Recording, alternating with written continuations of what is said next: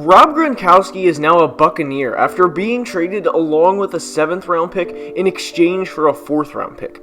But how will that impact the Bucs' 2020 season and ultimately their future?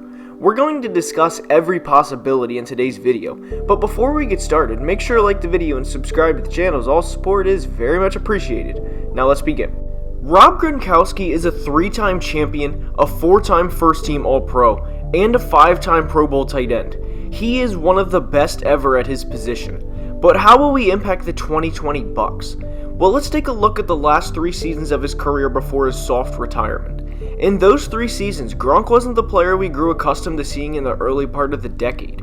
From 2016 to 2018, Gronk's last 3 seasons, he played in 35 of the 48 possible games and had just 14 touchdowns. He was a shell of himself compared to the previous 5 years. In the early part of the decade, Gronk was a weapon that teams truly feared, and he had an outstanding 17 touchdown season at just 22 years old. He, at the time, had 27 touchdowns in the first 2 years of his career, and he looked to be on the path to being one of, if not the greatest tight end ever. But the tight end the Bucs should expect in 2020 is absolutely nowhere near the Gronk we once knew. He, at minimum, would be a 3rd option behind Mike Evans and Chris Godwin, and rightfully so. Evans has 6 straight 1,000-yard seasons to his name, and will try to be the first receiver ever to have 7 straight 1,000-yard years to start a career. That's right, not even Jerry Rice did that. Chris Godwin, on the other hand, is coming off of a career year in which he had over 85 catches and over 1,300 yards. Both of the Bucs receivers will, and rightfully so, be targeted more than Gronk in 2020.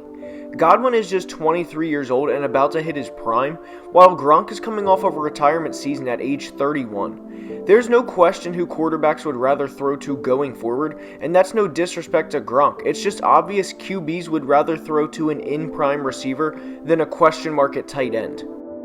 The last time Gronk had 10 touchdowns in a season was back in 2015. The NFL has changed greatly since then, and so has Gronk.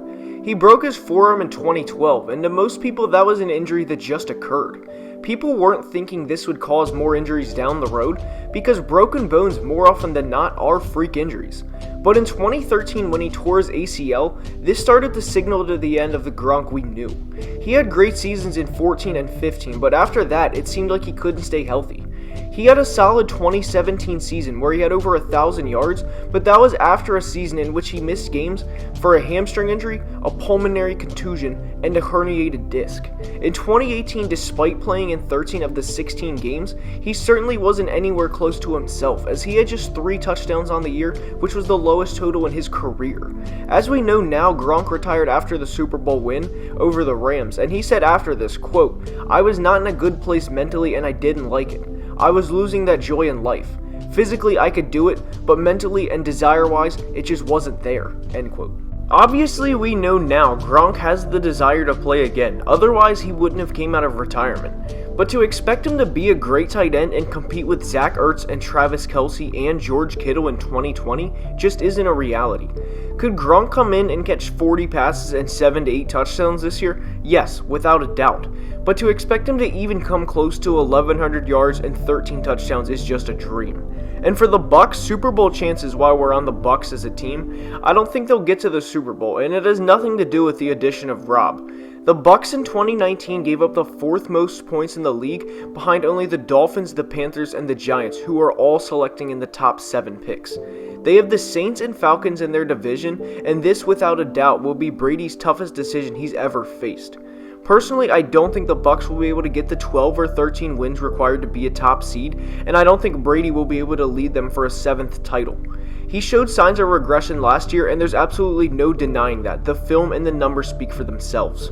Tom Brady in 2019 finished 13th in the NFL in passing touchdowns despite throwing the 4th most passes. Can he lead the Bucs to a title in 2020 at the age of 43? Even for the GOAT, that's extremely lofty expectations, and I don't see it happening. He'll have new weapons, and better ones at that, but I just simply don't see it. There were 11 games in 2019 where the Patriots held their opponents to 14 points or less, and there's no reason a competent quarterback, much less the best to ever play quarterback, can't lead his team to 14 points in a 60-minute game. On the other side of the coin, Tampa did that just twice. Jameis Winston, of course, threw 30 interceptions and a handful of pick sixes as well, so we could attribute some of those points to him. But to expect Tom Brady to lead the Bucs along with Gronk to a 34-31 type win every week, I hate to be pessimistic, but it's just not a reality.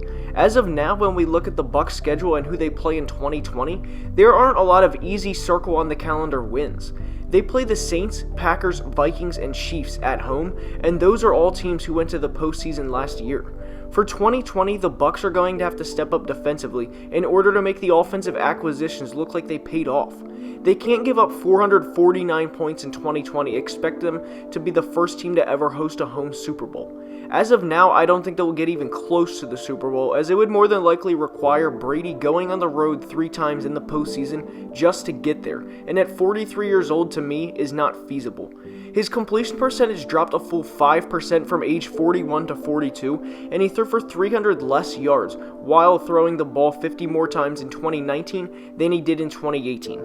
I hate to rain on the Bucs parade because for a decade they've had quarterbacks like Josh Freeman, Jameis Winston, and Mike Glennon, but I don't see any way they prove me wrong and win a Super Bowl, or even the division title for that matter in 2020. And with that being said, that's all I have for today's video. I hope you enjoyed. Make sure to like the video and subscribe to the channel. And if you missed it, there is a giveaway on my Twitter at Football Analysis in honor of Draft Week. Make sure to go retweet for a chance to win, and I'll see you next time. Have a great day.